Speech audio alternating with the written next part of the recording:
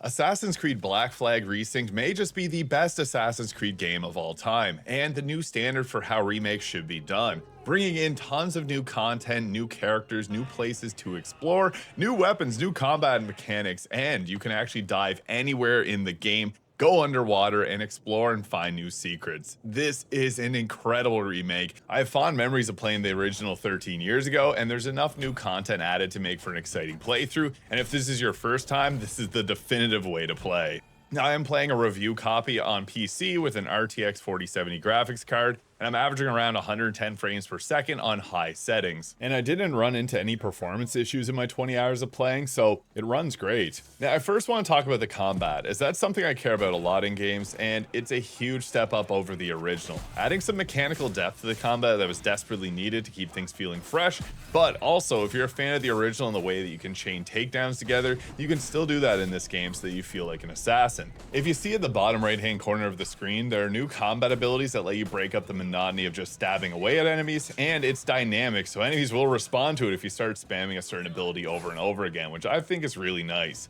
There's also now a parry that has been added to the game. Now, not a lot of people enjoy using a parry in a game, and it doesn't force you to engage with that. You can actually choose how you want to deal with combat, whether it be dodging away, being more aggressive with your combat and your takedowns, or using your tools at your disposal, or going full on stealth. However you choose to deal with the combat, it is more challenging than the original in a good way. There's also difficulty options, so if you want things a little bit easier or a little bit more challenging, you got full control over that. You can find new types of weapons and upgrades for your character, and it's not like the RPG versions of the Assassin's Creed if you played Odyssey or Valhalla and didn't really enjoy those mechanics. I find this is a nice balance between the originals and the newer series of Assassin's Creed. This is honestly probably the best that the combat has been in an Assassin's Creed game, and I still am having a lot of fun with all the different takedowns and ways you can deal with enemies here. But what I think I enjoy most is the reactivity to the enemies here. There are so many tools that you have at your disposal, and likewise they have ways to deal with those as well, which I think is just great. So you're constantly trying new things out in combat. It's fresh and a nice twist on the overall Assassin's Creed formula. I really like the rope dart here, which lets you grab an enemy and pull them in towards you. This can be used in combat to break things up, but you can also use it to get a quick assassination off. Now, in the original, you're heavily incentivized to use stealth for most of the combat encounters, but here you can be a lot more brash with your fighting style. Like, I was just going right ahead for the loot there, like any pirate would, got myself into a fight here, and then ended things off with a wall takedown, which is new to this game, and they look awesome. Now, the exploration is improved in Assassin's Creed Black Flag. You have many reasons to go off of the main story path here and go explore different islands and points of interest. Not just to clear it off of your map, but you actually feel genuinely rewarded for your time. So going around, maybe you get a new upgrade for your character or new things for your ship. You have tons of reasons to explore, and when it looks this beautiful, it's just hard not to. I found myself getting lost doing side quests all the time, and I was having a blast doing them because it felt like I wasn't like just getting some small reward. It was something that was actually meaningful to your character's progression, and the world itself felt alive, whether it be jumping into hay bales, breaking people through fences, and just watching the general civilians run away as you get into fights. I just thought that this was a really nice new touch, and it made it feel like it's a next-gen game, which the original, after replaying it somewhat recently, it just had a lot to be desired in terms of the overall, like, the world itself after playing the newer Assassin's Creed. So yeah, you again feel rewarded for going out and exploring. Now, what I think to be one of the craziest additions to this game is the whole underwater diving sections. Like, anywhere that you want to go, you can dive underneath, and you're going to see stuff like this. It is fully fleshed out. There's hidden treasure to find, and you actually feel like a pirate. It's so cool. But I now want to talk a bit about the ships and the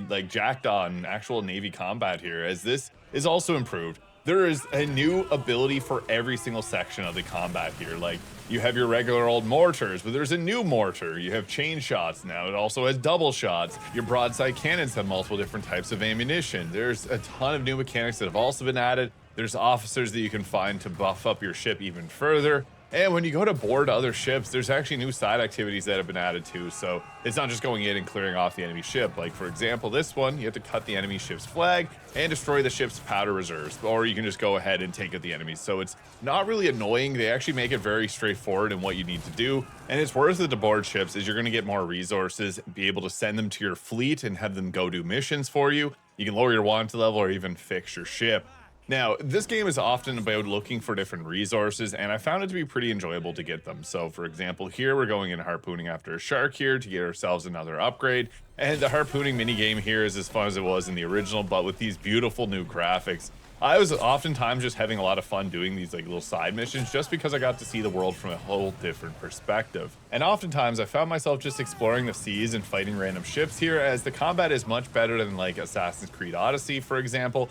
It is really smooth, and even the more challenging fights like going against the fort here, I found to be pretty fun. Now, I didn't have a whole lot of upgrades at the point of filming this here, and it was quite a challenge, but you have a lot of tools at your disposal to help deal with these more challenging encounters, which is nice. So it is a little bit more skill required if you're doing something without all the proper upgrades, but you can even just go and down a smaller ship, use it to repair your ship, and then go back to fighting the challenging fights that you're doing. So there is a lot of strategy that you can employ in these things, but it just makes for a really fun experience, and the explosions just look really nice. So everything about the sea combat I found to be actually pretty enjoyable. So if you're not normally a fan of like the naval combat in the other Assassin's Creed games, you may actually really like it in this game just because it is very fluid and well done. Going ahead and taking on forts was one of my favorite things to do in this game, and obviously trying to keep this as spoiler free as possible. Just going around to different forts, there's ways that'll open up different parts of the map for you to take your fleets, so you can send your ships on different missions to get different resources and things like that, which you can then use to upgrade your manor, which is like the home base for your character here. So this is what the fleets themselves look like. You get those resources to then use those to upgrade your ship or to upgrade the manor. So there's a lot of reasons to go out and do these things, as it's cool to see your home base here start to upgrade as you progress through the game. And it actually has a pretty solid gameplay loop to it as you're purchasing and upgrading different shops, which gives you access to new items. You can also upgrade the manor itself, which gives you things like additional ships in your fleet. Your character also has a lot of different upgrades as well, with weapons having new types of perks associated to them. Like for some of them, this gives me extra reach on my attacks here. 3 different types of weapons there. There's a variety of different pistols. They come with different range and also draw speed. So if you like to use them in combat to be a bit quicker, or if you like to shoot at a range and take care of enemies like from a distance, you got options there as well. There's a ton of customization and different types of robes here. You got your classics as well as a few different ones. You can also earn different currencies to get different types of robes here, and you can even upgrade and change out your cats here. Now, here's the look at what the upgrades here look like for other things, which is why you want to go around and explore the map to get access to different pieces. And I never really found it to be that annoying to go and explore, so that is quite nice.